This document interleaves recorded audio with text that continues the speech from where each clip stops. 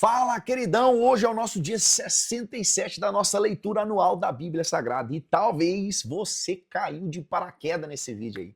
Isso você não está entendendo. Que dia 67? De quê?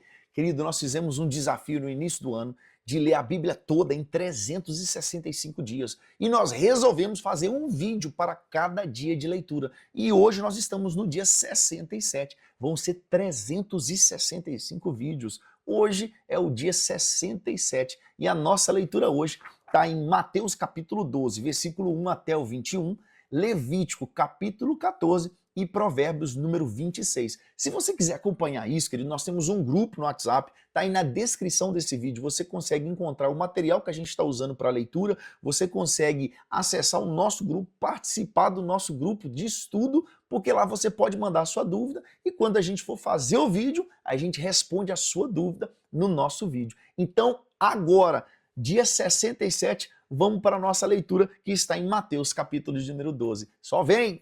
Na nossa leitura que está em Mateus capítulo 12, nós vamos ver aqui o Senhor do sábado e o servo escolhido de Deus. Porque no versículo de 1 até o versículo 8, vai falar dos discípulos de Jesus e o sábado. Porque qual que é o contexto dessa passagem? Jesus e os seus discípulos, eles passam por um campo de trigo num sábado. Repara, num sábado. E os discípulos colhem espiga e comem, né? Eles escolheram para comer. Porém, os fariseus os acusaram de violar a lei do sábado. Está no verso de número 2. Então, a resposta de Jesus para os fariseus foi o seguinte: Davi, ele comeu os pães da preposição, porque isso era exclusivo dos sacerdotes.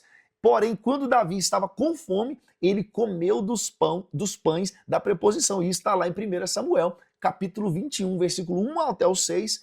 Então, Davi, ele também comeu desses pães, né? E vai dizer que os sacerdotes, eles trabalhavam nos sábados, no templo, mas eles não eram considerados culpados, né? Jesus vai falar disso. Então, vai falar o seguinte aqui no versículo 6, maior é aqui do que o templo. Jesus está fazendo menção assim, Davi comia, mas aqui é maior que o templo. Então, Jesus ele reivindica, né, a sua autoridade superior sobre o templo e sobre as leis, né? Então, no versículo 7, por exemplo, quando fala assim, misericórdia quero e não sacrifício, isso ele está meio que fazendo uma menção ali, Oséias, capítulo 6, versículo 6, né? Porque vai dizer, porque aqui o legalismo deles, né, dos fariseus, fazia com que eles não compreendessem a essência da lei, né? E vai dizer assim no versículo 8, o Filho do Homem é Senhor do sábado. Então Jesus, ele afirma aqui a sua autoridade divina sobre o sábado.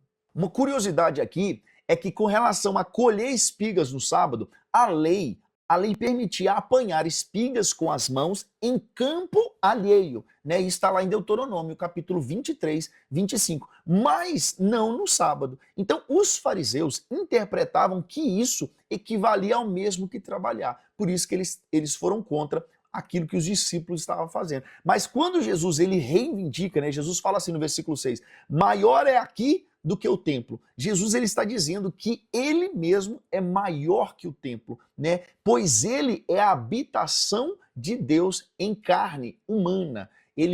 Porque João vai dizer o seguinte, que o verbo ele tabernaculou entre nós, o verbo habitou entre nós. Então Jesus era a habitação de Deus.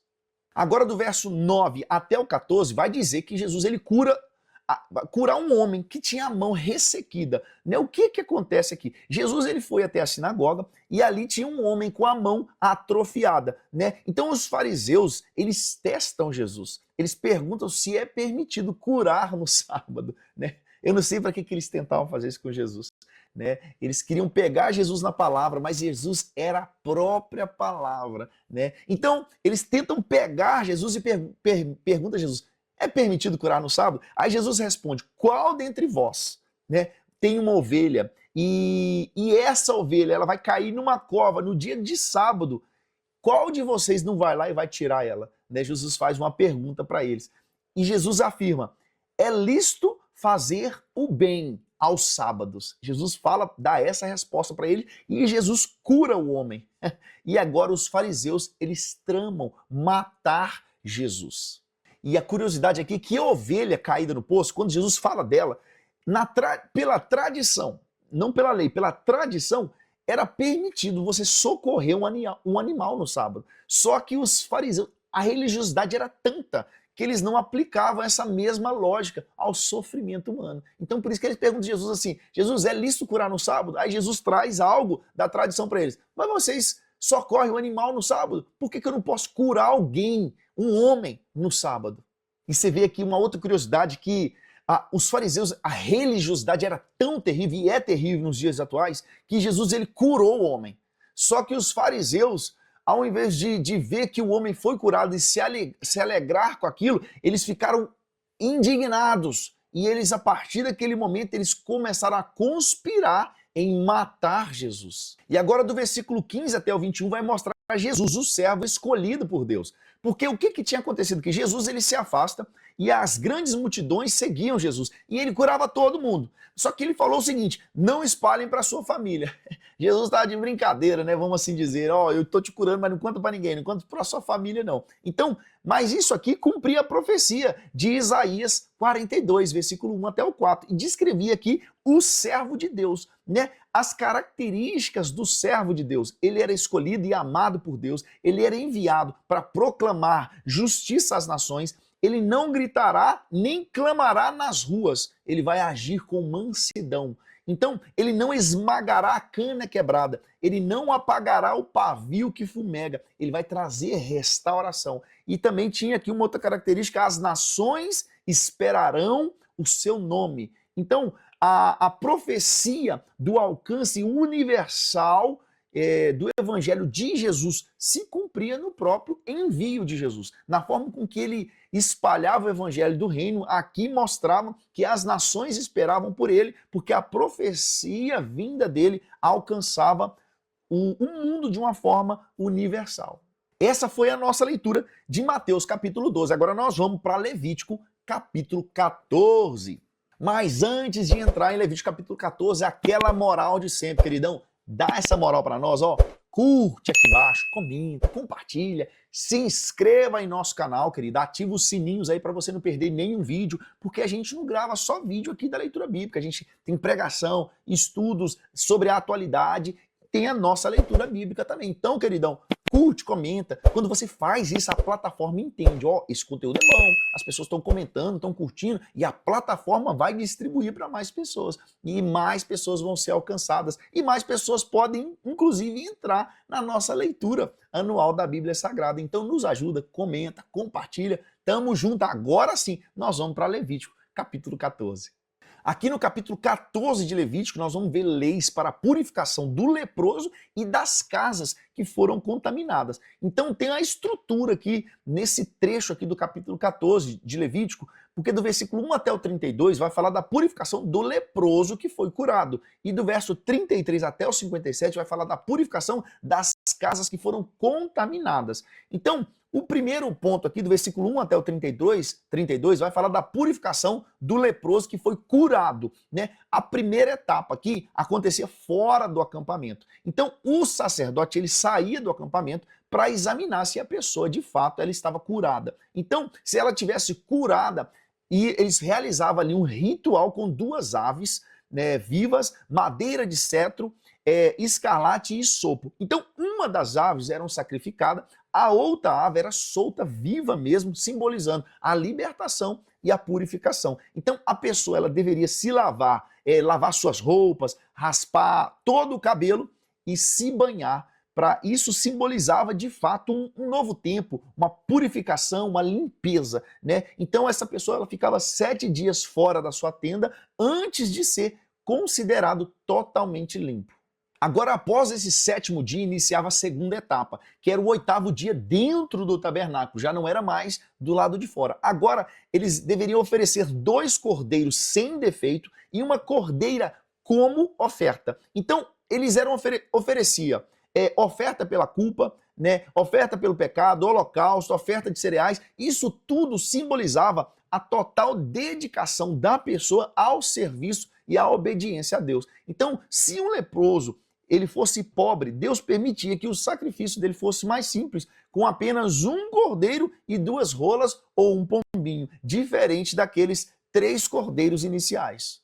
Agora, do versículo 33 até o 57, vai falar da purificação das casas que foram contaminadas. Qual era o procedimento? Se alguém percebesse manchas esverdeadas, né, ou avermelhadas nas paredes, eles deveriam chamar o sacerdote. Então, o sacerdote ele iria examinar a casa e se a mancha tivesse se espalhado, né, iam se remover as pedras da casa que foram afetadas, iam se raspar o reboco dessa casa. Isso está no versículo 40 e 41. Né? E se o problema, ainda assim, depois disso, ele persistisse, a casa deveria ser demolida, a casa que foi contaminada. Então, se a casa for declarada pura, ou seja, ela não estava mais contaminada, ela foi declarada pura, o sacerdote realizava o mesmo ritual das aves que eram feitas com os leprosos. Essa então foi a nossa leitura de Levítico capítulo 14. Agora nós vamos para Provérbios número 26. Agora em Provérbios número 26, nós vamos ver aqui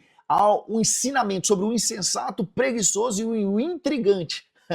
Ó, nós temos uma estrutura aqui dentro do versículo do capítulo 26, que é o insensato e as suas consequências, do versículo 1 até o 12, do versículo 13 até o 16, nós vamos ver o preguiçoso e a sua autossabotagem, e vamos ver do versículo 17 até o 28, o intrigante e os seus perigos. Então, do versículo 1 até o versículo 12, nós vamos ver aqui o insensato e suas consequências. Porque os principais ensinamentos aqui desse trecho é honrar o insensato é como neve no verão, algo totalmente fora do lugar. Né? Vai dizer que o tolo não aprende pela correção verbal, mas ele aprende apenas com a vara.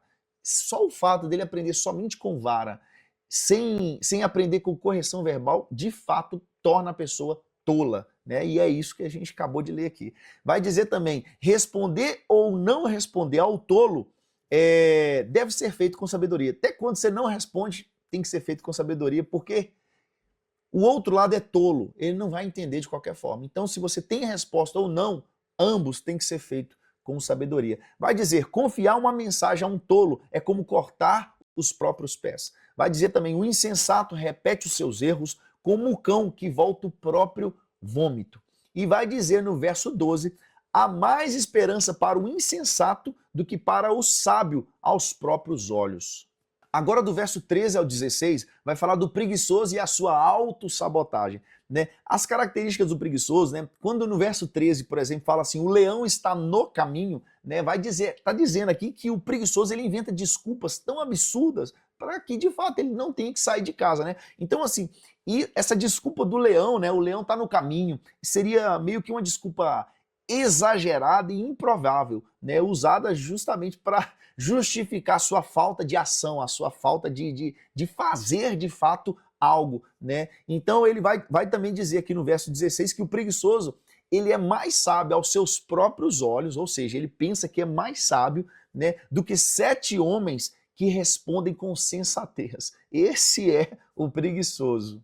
Agora, do verso 17 até o 28, vai finalizar esse capítulo 26 de Provérbios falando do intrigante e os seus perigos, porque vai mostrar algumas características do intrigante e do mexeriqueiro, aquela pessoa que gosta de uma fofoquinha, gosta de conversa. Né? Vai falar assim, ó, se meter em contenda alheia é como pegar um cão pelas ovelhas. Né? Então vai dizer também, brincar de enganar é perigoso como um louco com armas mortais. Vai dizer, sem lenha o fogo se apaga, sem o fofoqueiro a contenda ela vai cessar. Ou seja, é a questão da língua mentirosa, a língua que está disposta a declarar coisas mentirosas e, como diz aqui, ó, mexeriqueiro, o fofoqueiro. Né? Então, quando você não... Está dizendo que ó, sem lenha não tem fogo.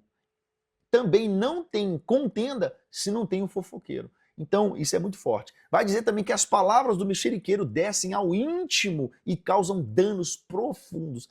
Quantos de nós não conhecemos pessoas que foram magoadas por conversas mentirosas, por calúnias que foram levantadas? Quantas pessoas, ou se não foi conosco, ou conhecemos alguém que tem feridas profundas por causa de uma fofoca, de uma mentira, de uma calúnia que de fato era mentirosa que foi levantada. Então aqui, ó, isso aqui que está no Provérbios, a palavra do mexeriqueiro, ela desce ao íntimo e causa danos profundos. Vai dizer também que lábios falsos, eles escondem o ódio, a calúnia encobre o coração maligno, meu Deus. Vai dizer também, quem cava uma cova para outros, ele é quem vai cair na cova. E vai finalizar no versículo 28 dizendo que a língua falsa odeia suas vítimas. E aqui nós encerramos a nossa leitura do dia 67. Nos vemos amanhã no nosso dia 68. Só vem!